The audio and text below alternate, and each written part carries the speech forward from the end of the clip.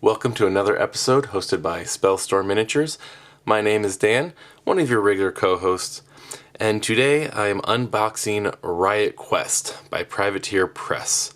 This is the initial core box that has an MSRP of $49.99 and contains 6 models, as you can see here.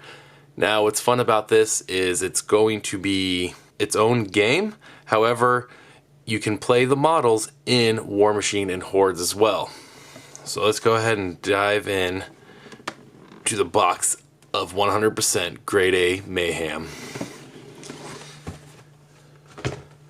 First off here, you got all your models in one little blister. A pack of loot cards and bounty cards. Now these are used throughout the game, as your characters can equip some different items, and then the bounties to score points and ultimately win the game. The dice, very familiar to Monpok. You have your strikes, and then your double strikes and your blanks, and then 1d6 in there. A little cardboard action. Of course, they got to show off the Infernals, which are now out. Not fully, but there's some big, scary monsters in there as well. We got the map here. So you have starting zones. This is what you need the D6 for, is how you deploy your people. And they just spawn up kind of randomly. So you do a D6, as you can see there's a 3, a 4, a 5, 6 over here for your starting zones. And then your loots. So when new loots come out, they go on these piles here. And then obviously some impassable obstacles, and it's all hex based for your movement. So again, kind of simple, a little bit of fun, and designed to be kind of that shorter in-between game. Of course, your rule book.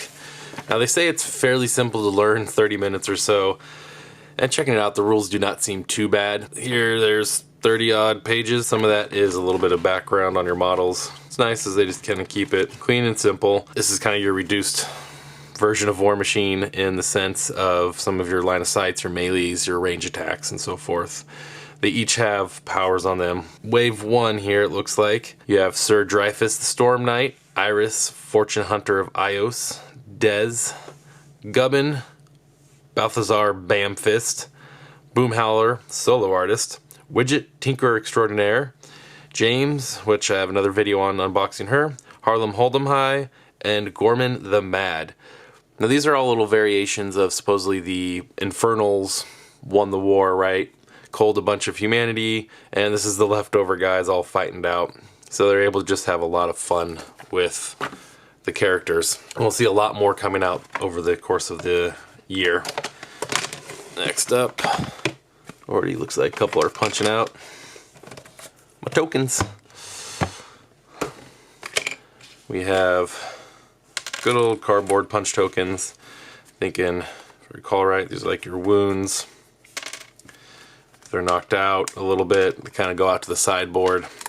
Sorry, compulsory must punch cardboard. And then again, some of your tokens for your loot. And then when you cash those in to buy stuff with. And obviously a few other tokens in there that we'll have to check out. Now, I sped this next part up just to save you the hassle of looking at all the little pieces coming out. But as you can see, the 3 bases are 30 millimeters, 2 of them are 40 millimeters.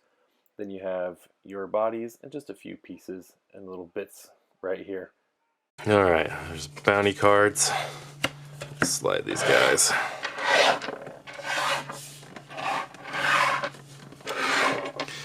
Nice about the figures is just a few pieces to each one. Gonna make them pretty fast to assemble, I think. So here you have your bounty cards. Again, these are just different objectives that give you different point values for scoring, and depending on how long you want the game to last, is how many of those you're going to put on there, or your end up target number for that. Like place a bomb in the center of the map, then place a target token, randomly spawn gate. The bomb can be picked up, and so you got to get adjacent, pick up the bomb, then go over and set off the bomb, it looks like. So again, just kind of funky things. Placing treasure beacons. If you roll 2 or more super strikes, so this could just be during your activation, just randomly happens when you roll. Great, you just got a point. so you don't have to do too much to earn them. Again, creates a little bit more randomness to the game and not so much competitive meta. And dice well, just to mark off where your dice are. There's a few Riot Quest gear cards. Again, just these give you fun, just funky abilities. Get the cloak ability. Cloak can't be targeted by range attacks made more than 2 spaces away. So some similar to stealth. Obviously, something fun for Dez. She already has beatback, I believe. So it's a little redundant there, but you give it to Iris or someone. Create some fun with it. There's some other gear cards there.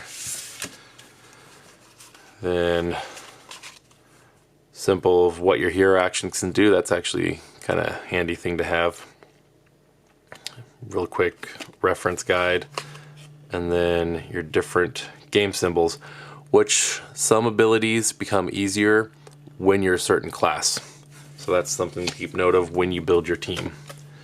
Then our hero cards. One thing they've talked about quite often is how you're only going to have a few rules on everyone's card. Notice pretty much 1, 2, 3, 1, 2, 3, 1, 2, 3, 1, 2, 3. Just 3 rules on each person's card. Everything else is included on the rules. And some of these are a little bit redundant, I do believe, in other ones as well, such as beatback. Both Bam, Fist, and Dez have beatback, just on a little different method. You know, Mecha Fists versus Supercharged Bazooka. And of course you have your range, then how many blue dice, how many red dice. You can roll to those. Obviously Dagger, and then different abilities such as like Empower on him, which will translate interesting in the War Machine world. Their speed, again, pretty clearly just what's their movement, what's their defense to the point where they take a damage or super damage, and then how much stat they have. Obviously Gubbin kind of weak there, the rest look all to be about 3, so I guess should give us some variety throughout as they go along. And you'll notice they're different colors as well. That also refers to kind of their game symbol there. Obviously you have Specialist class, then your Gunner class, your Scout class, Rogue class, and then Guard class. Next we have some scrap tokens. When your hero you control knocks out an enemy with an attack, claim this card. Again, just another way to score is whenever you knock someone out. Although they've said this is not the primary way to get points, it is a decent way to get points. But as you saw in some of those, just rolling good or running is a good way to score those points. Then our treasure cards. And here's what I was talking about, like the different colors that you have correspond nicely to whichever color you're running there. Gives you a little hint on who's going to be able to grab this easier, and then they say it there as well. Again, this was purposely on them to make it go a little bit quicker, but also if you have troubles with different colors, it says it right there, so you can still read it and you're not just color dependent. But you gain different loot tokens, so forth, just opening these chests, right? Like a rogue can raid this treasure chest without spending any action dice. Gubbin gets next to this guy and just goes, well, I'm going to open it. And then you roll your deal, gain 3 loot tokens, gain that, plus immediately move a model in your crew 2 spaces, immediately equip 2 different heroes in your crew with Riot gear for free.